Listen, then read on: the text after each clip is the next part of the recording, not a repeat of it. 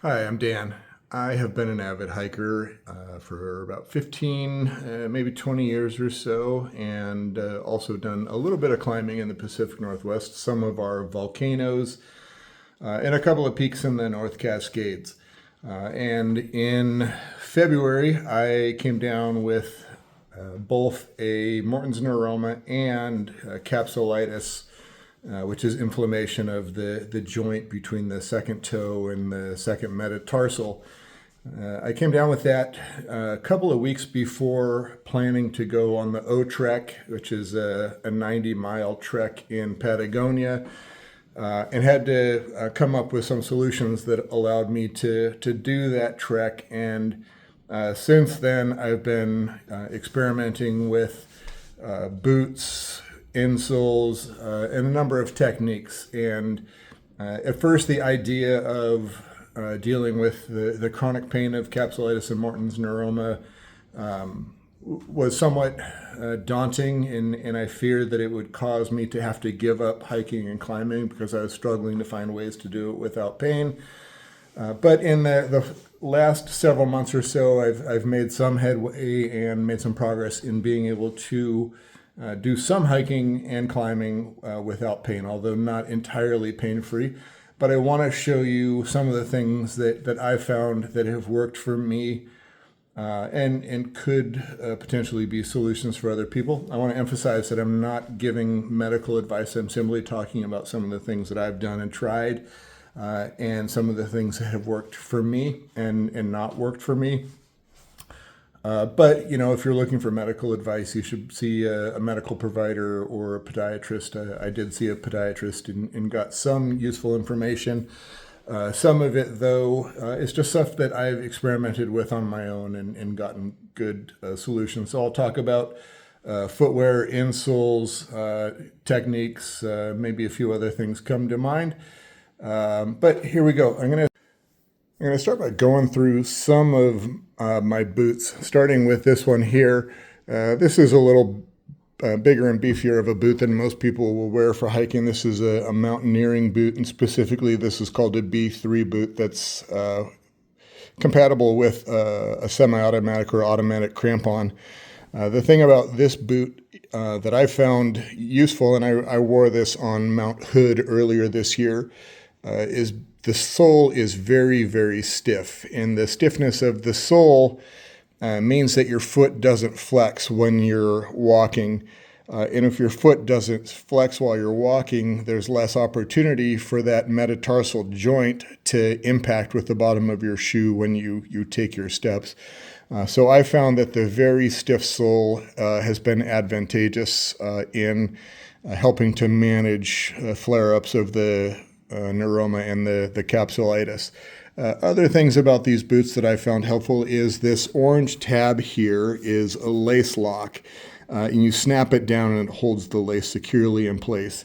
The advantage of that is that allows you to adjust the tension on the lower part of the boot separate from the upper part of the boot. So you can lace it a little bit looser over the top of your forefoot when you're hiking uphill. That allows blood to circulate, doesn't put so much constricting pressure on the sides of your feet, which really aggravate the neuromas. And the other thing, putting pressure on the sides of your feet and your foot flexing, especially with narrow pointed shoes, is that constricting sometimes causes the second toe to point upward, resting on top of your big toe, and the pointing upward points the metatarsal joint downward, which is subjects it to repeated impact and causes that capsulitis damage. So on Mount Hood, I use these boots with very good results. These are Aku Hayatsukis. And I found them to be the only mountaineering boot that accommodates my feet. My feet are, I would say, moderately wide. I don't always need wide boots, but with the foot injury that I have now, the extra width is very appreciated. And mountaineering boots are notoriously narrow, but these Aku Hayatsukas work for me. Next boot is Scarpa Zodiac. I got this year based on the reports that I read online that Scarpas run wider. This is a lighter mountaineering boot, so this would be for some of the North Cascades objectives, or for some scrambling around, or scrambling around the enchantments, or around different places that I go, Snoqualmie Pass, Guy Peak, things like that. This shoe is crampon compatible, but not fully rigid the way the other boot does. This one flexes a little bit. I've worn this one a couple of times, and the results weren't as good as the Aku Hayatsukas. They felt a little constricting in the toe and the flex I was feeling. So one of the things that I've tried with this boot that I heard recommendations on is what's called a boot stretcher. That's this device here. You insert it into the boot, and then you twist this piece on the top, and it widens this toe piece, and it stretches out the toe of your boot.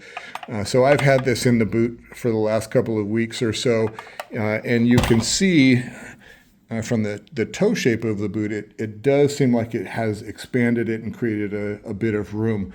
Let's see if, due to the memory of the fabric and the rubber and whatnot, that it returns to the same place or not. I'm not sure about that.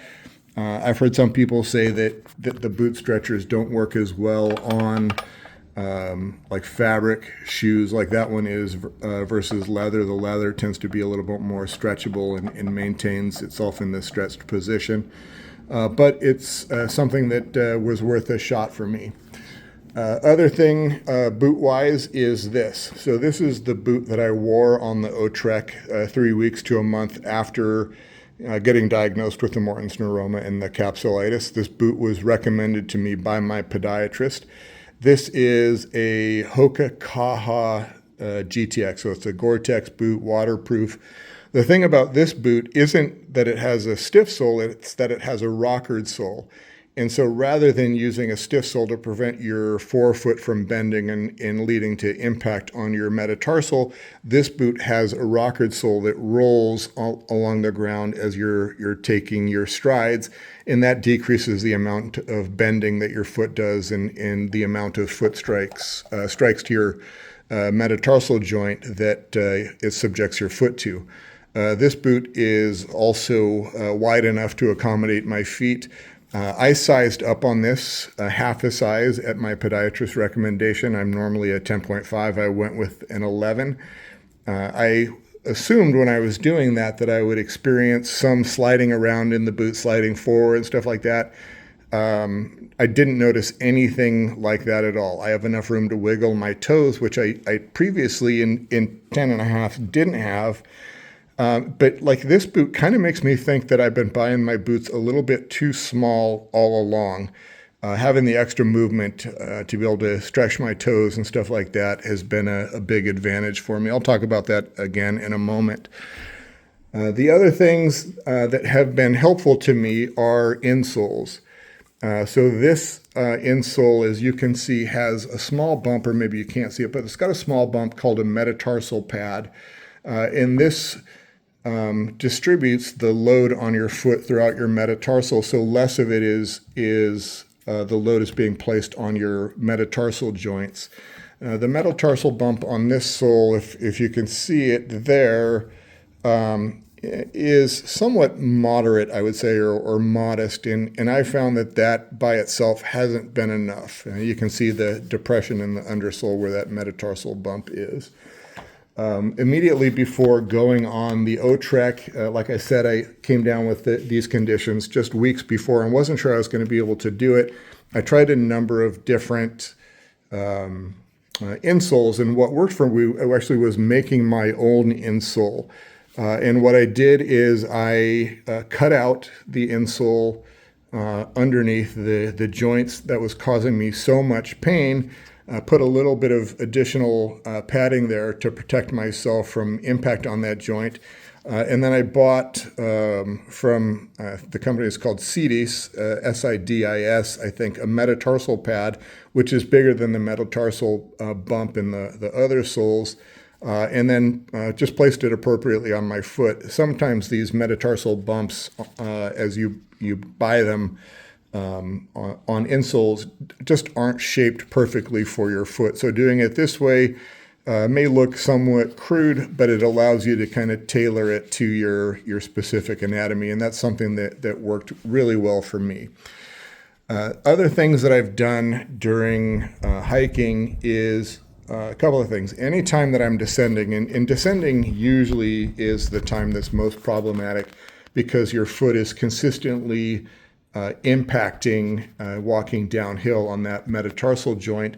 And so what I found is anytime I have an opportunity to place my foot when I'm going downhill on a rock or a root or some section of ground that keeps my toes pointed upward, it decreases the amount of impact and foot flex when I'm descending.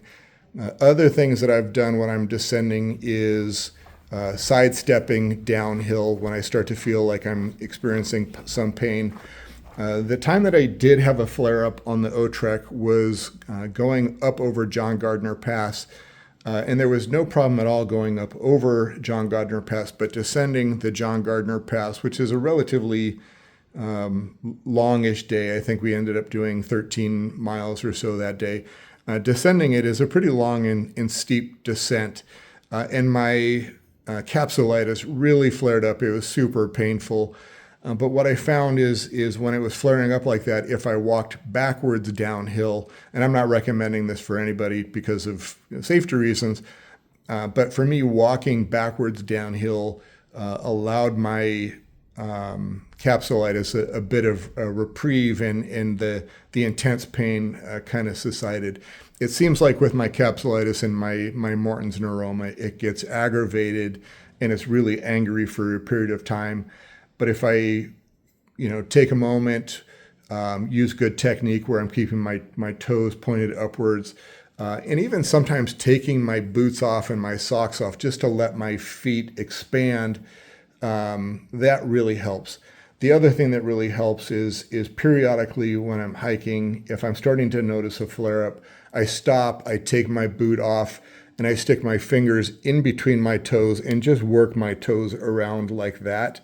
And that really, really kind of opens up my metatarsals, and it alleviates some of the pressure on the neuroma, and it seems to have a positive impact on the capsulitis. So again, I'm not recommending any of these for you. These are things that have worked for me. But having found these things, whether it's the boots that accommodate my foot, insoles that I've had to adapt myself, the boot stretchers, or the techniques, it's been keeping me hiking, even if it's limited the length of some of my days or the kind of steepness of the terrain I go out into. Just being able to continue hiking is really a relief to me. So I hope that helps. I hope if you're struggling with a neuroma or capsulitis or metatarsalgia, you find ways to keep doing the things that you love. If you have any questions or comments, feel free to respond. I'll try to answer any questions that people have as soon as I'm able to. Thank you.